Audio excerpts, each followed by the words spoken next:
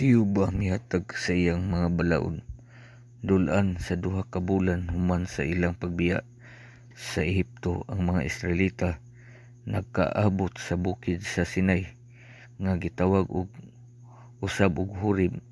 Kini mao ang samang dapit diin si Yuba nagsulti kang Moises gikan sa nagdilaab nga kupong-kupong. Ang katawhan mikampo dinhi sa makadiyot. Si Moises mitunga sa bukid nga nag-inusaras. Sa tumoy sa bukid si Yuba misulti kang Moises nga gusto niya ang mga Israelita mosugot kaniya ug mahimong iyang linaing katawan. Si Moises milugsong og gitugutan kini sa mga Israelita. Ang nakatawhan nag-ingon nga mosugot sila kang Yuba tungod kay gusto sila nga mahimong iyang katawan. Si Yuba karon naghimo sa tumoy sa bukid nga moaso ug nagpahinabo sa makusog nga dalugdog. Misulti usab siya sa katawan, "Ako mao si Yuba, ang inyong Dios. Kinsa nagkuha kaninyo gikan sa Ehipto." Unya siya misugo, "Dili kamo magsimba sa bisan unsang Dios gawas kanako." Ang Dios mihatag sa mga Israelita og dugang siyam ka kasuguan og mga balaod.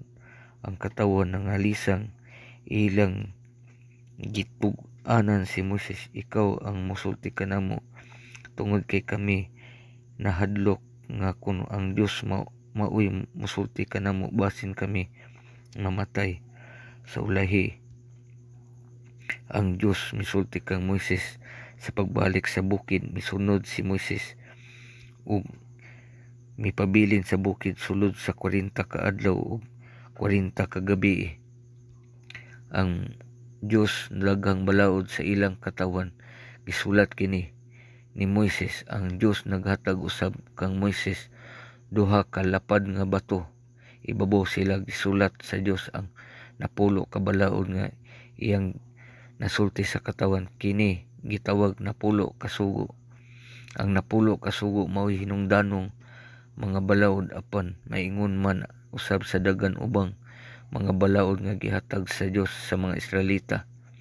Ang usa niini kinahanglang higugmaon mo si Yuba nga imong Dios uban sa imong tibuok kasing-kasing ug sa tibuok hunahuna, sa imong tibuok kalag ug sa imong tibuok kusog.